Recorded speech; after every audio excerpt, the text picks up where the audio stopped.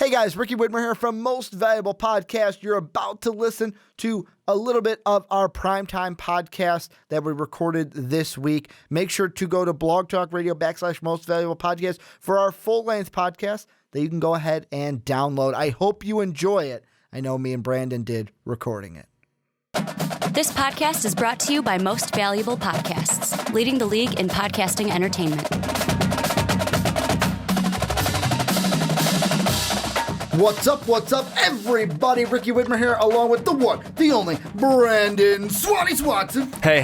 And we are here Selection Sunday for you guys. Well, you guys are watching this on Monday, and you guys are probably thinking, well, you guys usually record Monday night.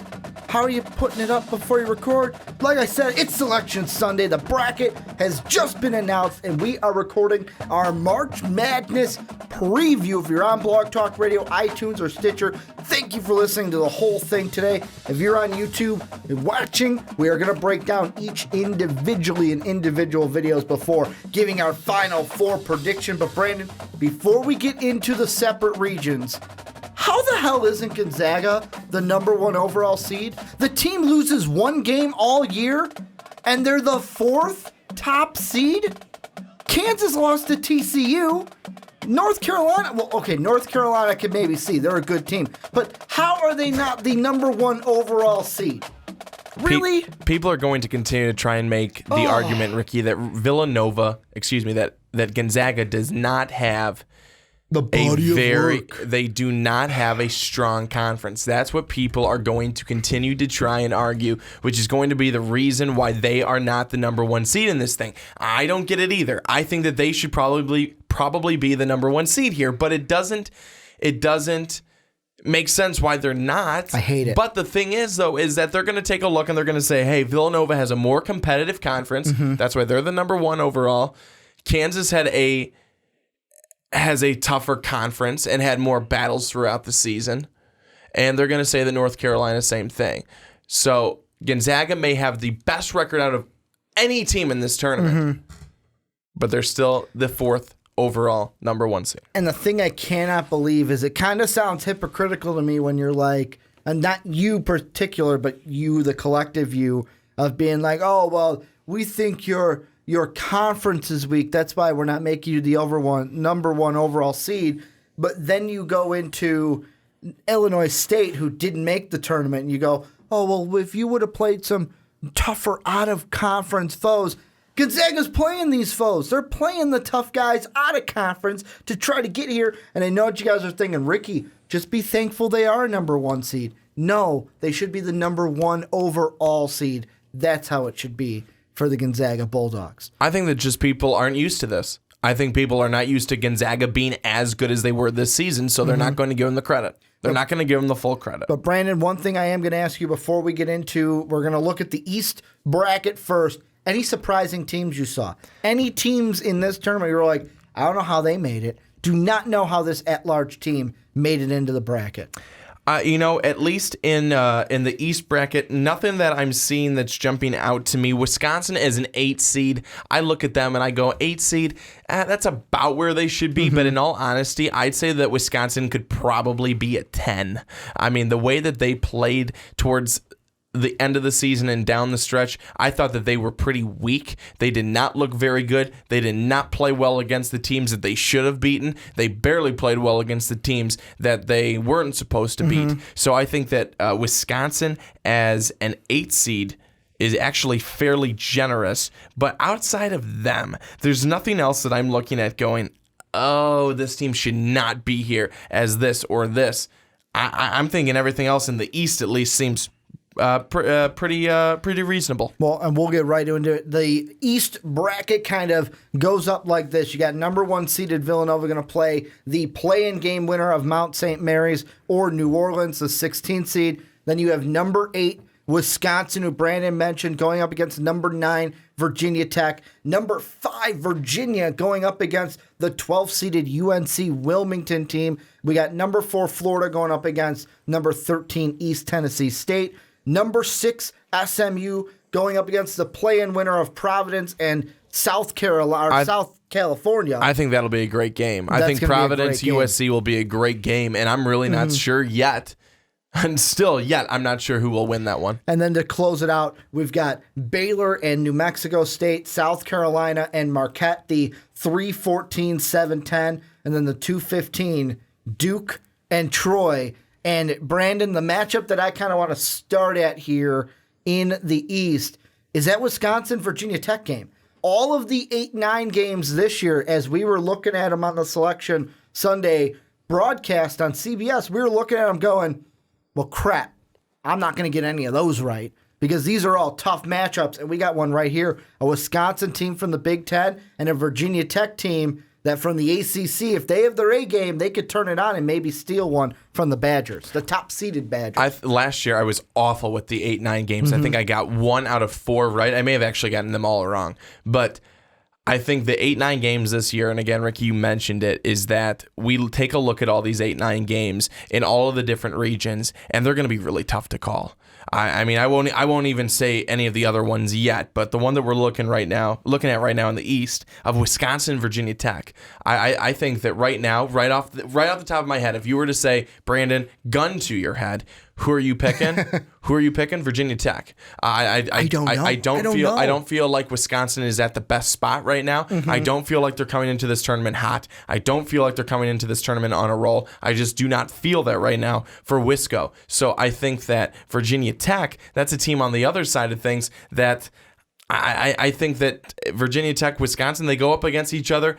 You give me this game on one day, I'm picking Virginia Tech. See, and that's the thing. Wisconsin, I'll agree with you. In the regular season, towards the end, wasn't playing so hot. When we came into our conference tournament previews, I was really low on the Badgers. I thought that they were going to lose to an Indiana team and be out of the Big Ten tournament their first game. They go ahead and win that one. They go ahead and get the rematch and get the revenge on Northwestern in a big way. Didn't even make that game close. I want to say Northwestern only had 48 points or 47 points in that contest before Wisconsin losing to just a Michigan team that was out of this world on the Big Ten side of things. But this Wisconsin team, it's kind of like I don't know if I should pick them or not because they didn't play so hot coming down the regular stretch. In the Big Ten tournament, they got some wins, played better, but this Virginia Tech team, also a lot better of a team.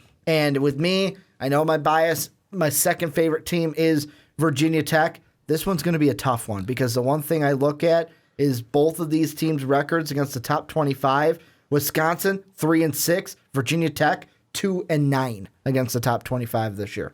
I think that for Wisconsin, it's kind of a Dr. Jekyll, Mr. Hyde. Who you bringing? Who is coming out in this game? And I don't think that that's something that anyone is able to predict who's going to be coming out in that game. It's a toss-up, but I'm telling you, I think at the end of the day, I'm taking Virginia Tech. Give me a matchup that you're looking for from this region. Another matchup I'm looking for in this region is actually going to be a 3-14 Baylor and New Mexico State. I think Baylor is weak. I think that Baylor... A week 3? I think Baylor is a weak team overall. It's not just a week 3. I think that Baylor has played... They've, again, been a team that has played some good games, and then they've come out and they've been like, you're ranked? You're a ranked team? So I think that New Mexico State, if they can come and bring Baylor a game, they may have a chance to beat them. We may see a 14 takedown 3. And sometimes I could see it. I could see this one only because I don't think Baylor is all that strong. And the one thing we're going to get to, it's going to be a consistent theme throughout this kind of podcast is I think when we get to those double-seeded teams between like 10 and 14, there are some tough games in there. Like even in this region alone, Baylor has a chance that they could go down. Florida, I don't think Florida will go down, but that East Tennessee State team played very well in their conference tournament, could bring a game out against Florida. The two that I'm looking at for possible upsets of double-digit, there's 3 of them actually. Marquette over South Carolina, New Mexico State possibly over Baylor, and then although I don't think this one's going to happen, it could, is UNC Wilmington, who gave Duke a run for their money just a year ago. They get a Virginia team that I like Virginia because I like their defense and they can kind of control the pace of the game, but just in this East region alone, there are 3 double-digit seeds that I think could go on to the next round in Marquette, New Mexico State, and UNC Wilmington. So, I mean, this tournament, like we said, it's going to be a kind of more compact tournament because this has been the clearest bubble that I think we've ever seen. There really were 4 teams that kind of missed out on the bubble. And to me, Baylor, you say they're a weak team. They're a team that is kind of like Wisconsin to me.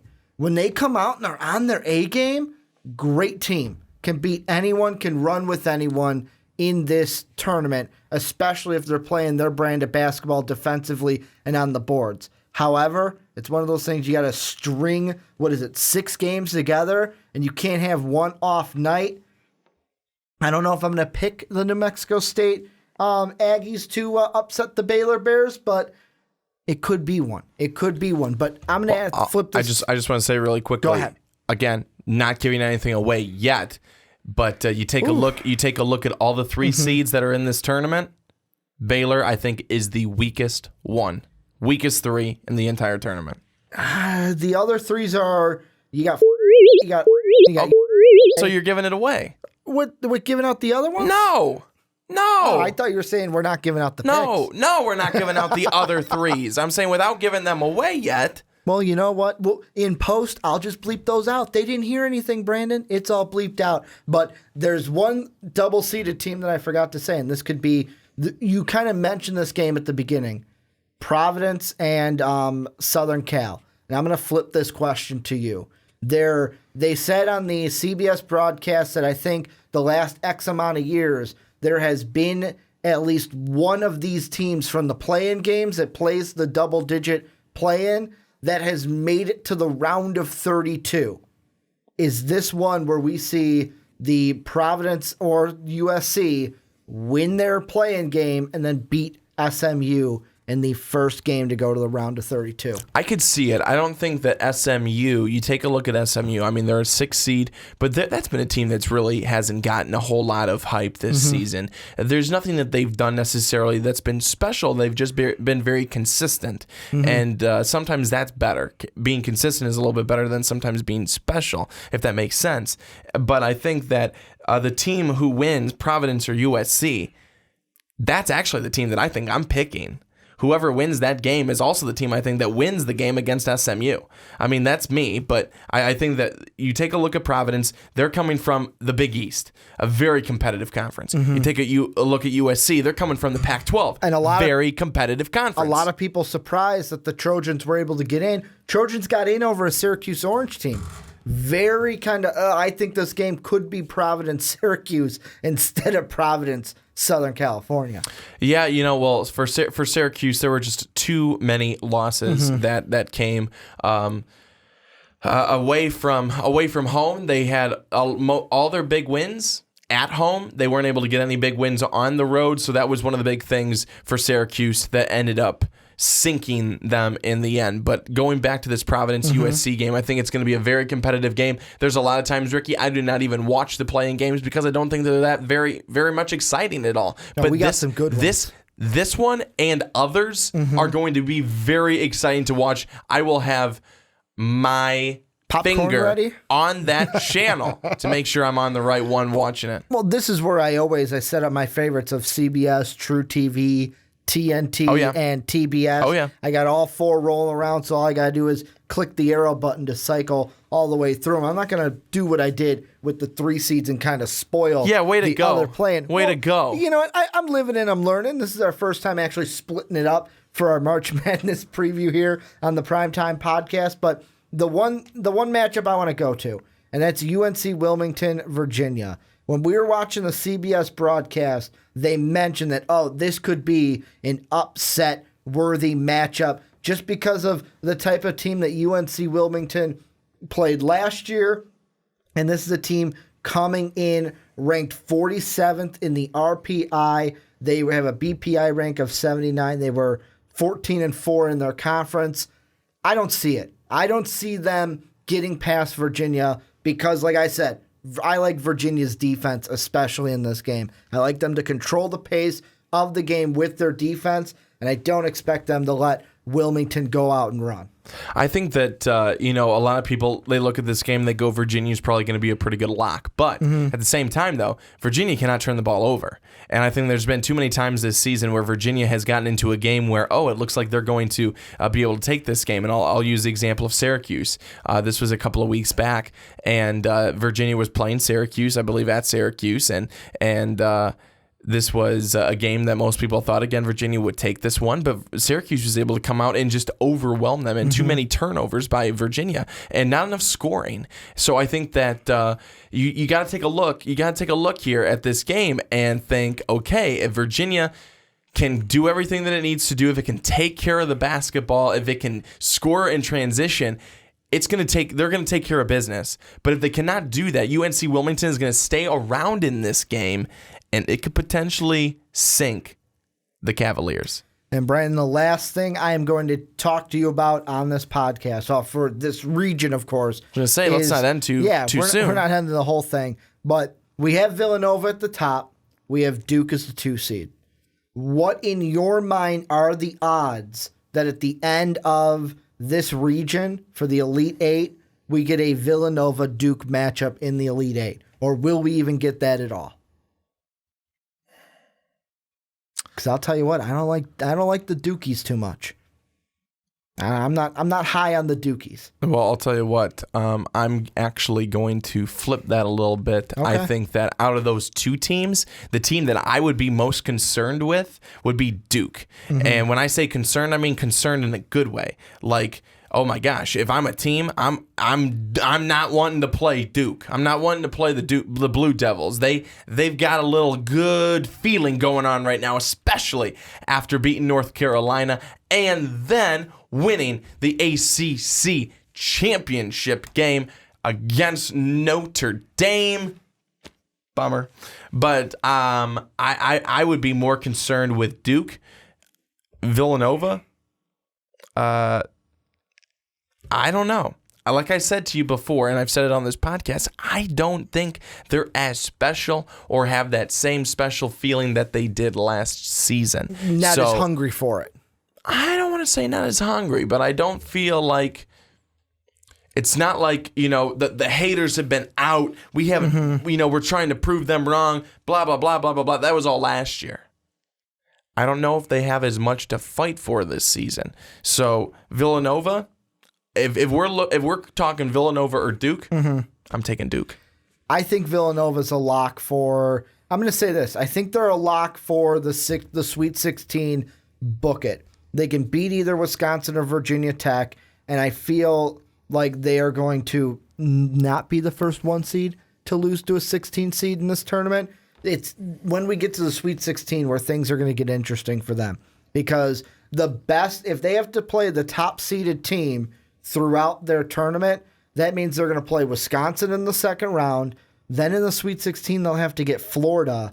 Then they'll play Duke in the Elite Eight. I actually like, out of the 2, Duke and Villanova, I actually like Villanova in this one. If we get a Duke-Villanova matchup in the Elite Eight, I'm going with Nova, because the thing I saw from Duke is they look good when Grayson Allen's not on the floor.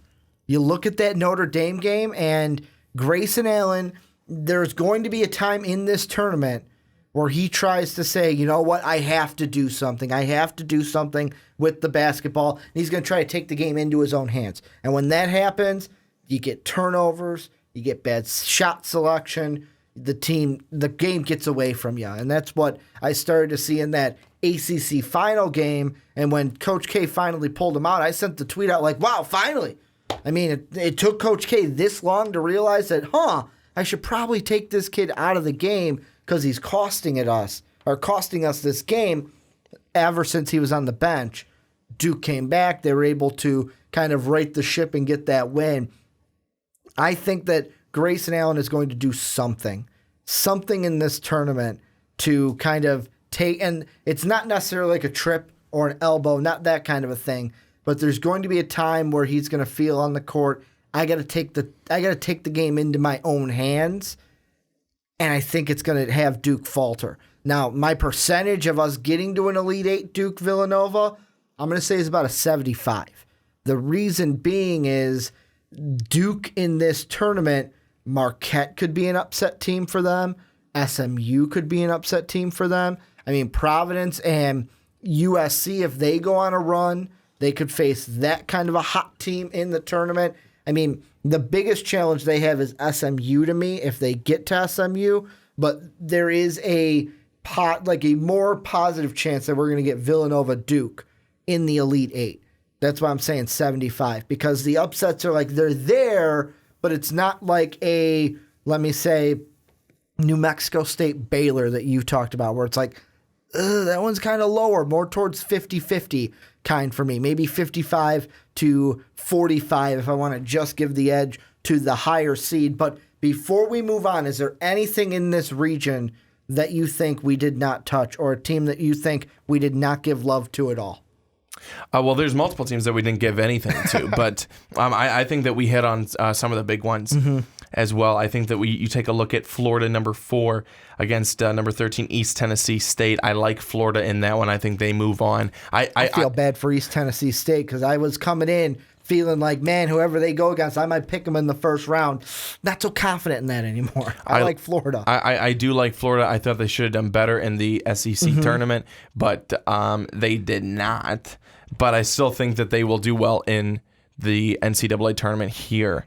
And I don't see the East Tennessee State being able to be a team that knocks them off. South Carolina, Marquette, that could be a team that goes one way or another. Marquette has been a team that has played pretty well at times this season. South Carolina, though, same way. So that could be another toss-up game there. But outside of that, I think we've really touched on it all in the East. Well, and this is where you guys come in. If you're watching on YouTube, let us know down below in the comment section what matchups you're looking for here. What upsets do you see? What are you looking for from this South region? Well, thank you guys for checking out this video from the Primetime Podcast. If you want to check out more, click right over here. The video's right over here. Check it out. Check it out. Check it out.